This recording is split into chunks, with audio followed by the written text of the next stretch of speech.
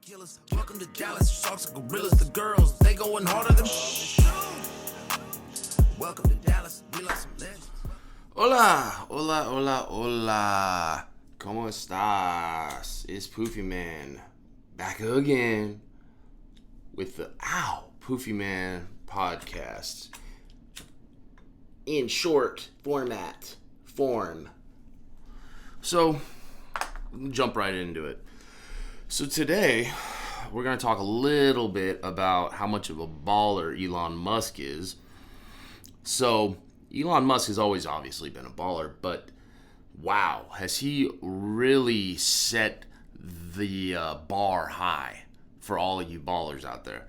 This man right here just broke a world all-time record. He's now the richest person to ever exist on the face of the planet. So he has eclipsed $1 trillion in net worth. Of course, understand net worth doesn't mean that he's walking around with a big duffel bag. A bunch of people walking around with duffel bags, with something that equates to $1 trillion. Obviously, it's tied up in securities and investments and just, speculation into his company's future earnings and stuff like that. But he rolled out an IPO. SpaceX went public. I believe it was Friday. And it set the record. It's the highest IPO of all time. So initial public offering is what an IPO is. And basically it's just the first day. What it represents is the price per one share. And I think it was like, I should have looked, but I think it's like, I want to say it's like well over $100, like $150 or $130 or something per one share. Of course, if you want to buy one share, that's not going to do you much good. So essentially, most people buy 1,000 shares or 500 shares or something like that. So, it's a lot of money if you're, just trying to invest or, trying to make a little money off of SpaceX. Of course, it's important to understand why this is actually something worth talking about. So, just to give a preamble, so to speak, I want to make sure that people understand that, I am not a communist. I am 100% capitalist. I am American, thoroughbred, go get your money kind of guy.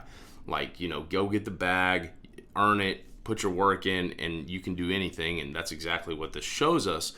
But there are some concerns.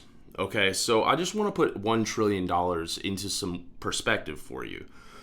So, you've probably heard these names. These are other American industrialists and titans that have built skyscrapers and have allowed for the free flow of goods and products across our country via railroads. Some of the titans in banking, things like that. So let's start with Andrew Carnegie, okay? And again, $1 trillion is Elon Musk. Andrew Carnegie, who was an industrialist, 19th century industrialist, he was known for the steel industry. He introduced steel, high level of utility in steel, right? Before that, everything was built with wood. We'd have a tragic fire that would literally level entire major cities every 5 years before steel. So every single skyline, every building, every stanchion, everything that is metal is essentially you can thank Andrew Carnegie for. Thank God for him, right? He topped out, and he before he was widely considered to be the most wealthy person who had ever lived up until the COVID era, where people made triple their worth in 3 years. But we'll talk about that another time. Andrew Carnegie topped out at $442 billion in today's money. That is not even half of what Elon Musk is net worth is being appraised at today. Let's go to John D. Rockefeller. Everyone loves Rockefeller, except for pretty much everybody that knows who he is. He's just a cutthroat businessman. Boy, I'll tell you, man, if you want to be a businessman, you study up on John D. Rockefeller. He doesn't take shit off nobody. Either way, I don't really care about that. I want to know, what was he making that made him so rich? Well, it was Standard Oil. Standard Oil.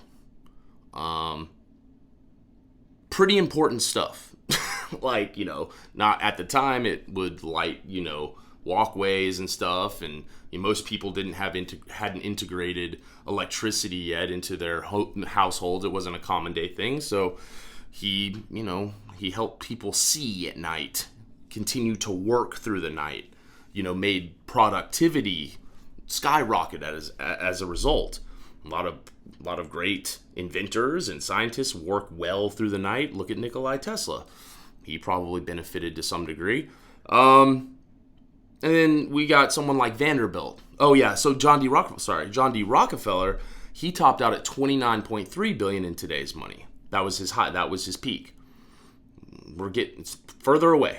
Just further away. Then you got Vanderbilt. He's another big one.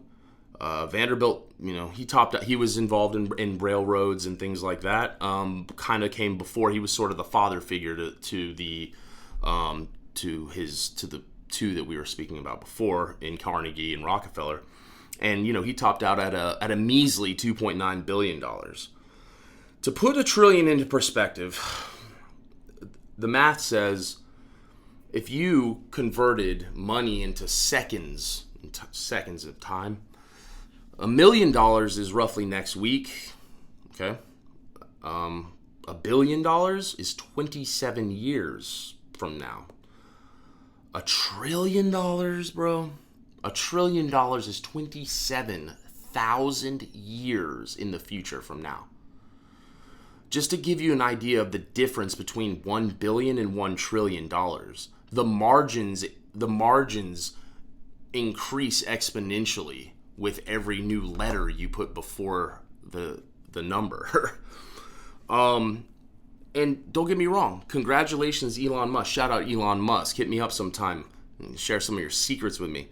But there are some problems with this, and like here's some concerns with it. Is like our financial system was never designed to really accommodate a cohort made up of one person that can accumulate as more money than a relative cohort made up of, in this case, perhaps hundreds of millions in terms of wage per hour. Okay, so what that math essentially is saying is that Elon Musk, what he does hour by hour is so important. It's so much more. It's so important and so critical that he earns a wage that collectively represents the hourly wage and annual revenue of hundreds of millions of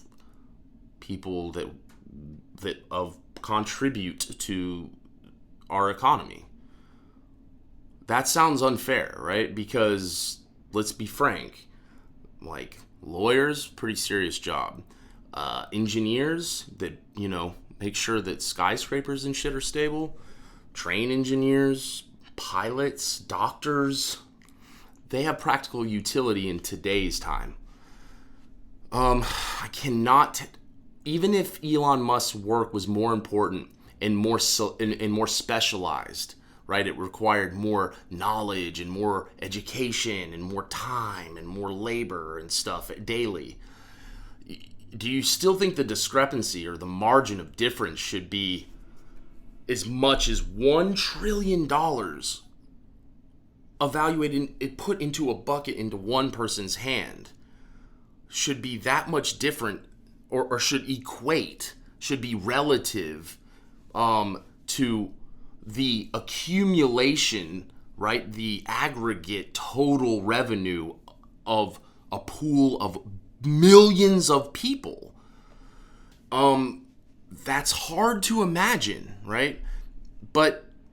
And then when you look at his companies, we go, okay, Tesla, it represents it's a 13% market share in the automobile manufacturing market industry. I mean, you have Ford, you have, GM, all these things. It's just we're going to keep it going here for a sec. So 13%, that's Tesla. That's not doing it. That's not giving them $1 trillion. You got SpaceX. Now, SpaceX again is not a product. It's not a one-to-one exchange of goods. It's very hard to imagine how sending one out of every 20 rockets successfully into space while the other 19 explode on fucking detonation is in any way profitable. It's not. He's losing a ton of money per day, except for the fact that he's making it back in the speculation of tomorrow's success, right? And that's what a market is. It's a speculative market that he's building his wealth off of. But it's $1 trillion, man. I mean, that is a lot of money, and it's something you should at least be proud of. That's awesome. I mean, I hope to make $1 trillion. I'm on my way. I'm just a slow start, I'm making my way up, just slowly. It's not a race, it's a marathon. But it's also something you should be concerned about because there's only so many dollars out there. So, don't be surprised if you find economists and financial advisors and things like that doing interviews saying that it's kind of crazy. So, anyways, just a little food for thought. Let me know what you think about it. As always, drop a comment down there, subscribe. It helps a lot. And, till next time. Poofy Man, I'm out of here. Welcome to Dallas, the home of the killers. Welcome to Dallas, sharks and gorillas, the girls, they going harder than. Welcome to Dallas, we lost some legends. Welcome to